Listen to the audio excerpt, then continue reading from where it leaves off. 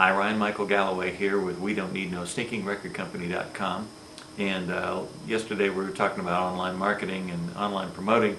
Notice Derek Sivers came out with a blog saying, well, who hasn't heard of online marketing these days? It's almost a phrase that's as common and ridiculous to even say as hotel rooms with color televisions. And I don't know if he meant to be answering my blog or not, but I will tell you, there's a lot of people who just don't get how important online marketing is and online promoting and what it's all about.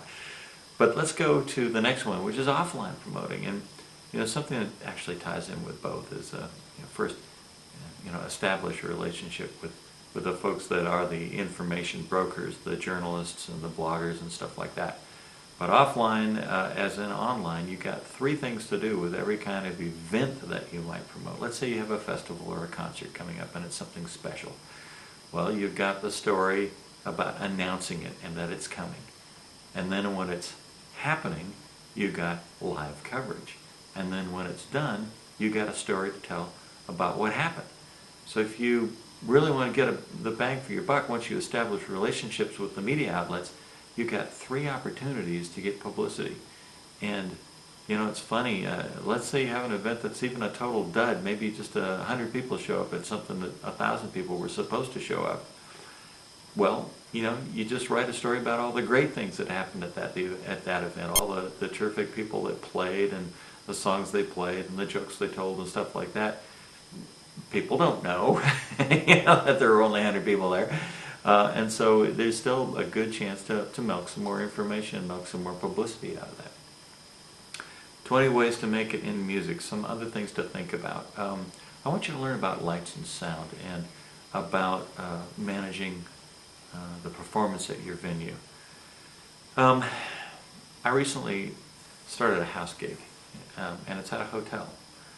And I have been really working that room.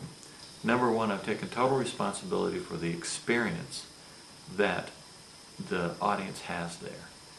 And that means even though I've only got little tiny lights, I have some lights so that they can see me. It means I'm asking them about the volume in different parts of the room and trying to make sure that it sounds as good as I can. I'm trying to pay attention to the kind of songs that they want to hear that I happen to know. Or maybe ones that I could learn quickly, because they're going to be back over and over, and I'm going to be back over and over. I'm paying attention to the bar numbers, because I want them to go up, so that the lounge will have me back to play there. And all that has worked. I walk out during the break, and I look at the stage, and I check the sound to make sure that it's clear from out front when I can, before I start performance for the night. I couldn't do any of that if I didn't have knowledge. Not only about the sound and lights, but the psychology about how the room works. And so, there's an awful lot of stuff out there. And of course, I've got my blogs and my books on live sound and my DVD on live sound.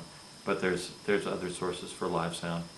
And it's just, don't walk up there and just think you are just the musician. That's the only job you have. Take responsibility for the whole experience. And sound and lights are such a huge part of that.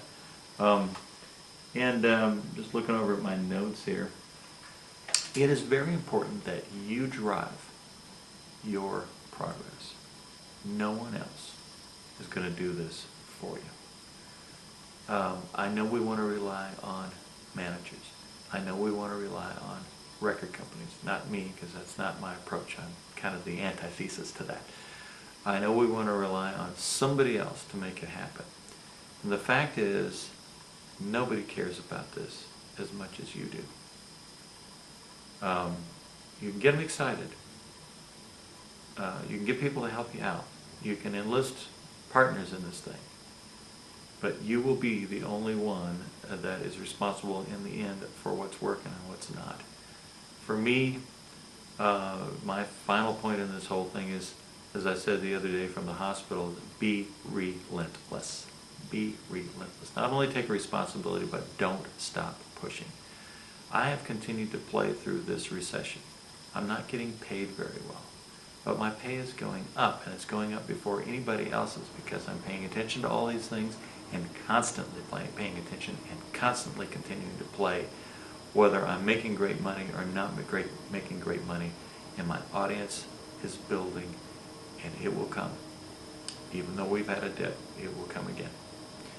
So I refuse to stop, and to lose my edge and my following and everything else, I've just decided to keep going. The last time I quit playing, I stopped for quite a few years, and I will never do that again. I think I'm going to try to do this till I die.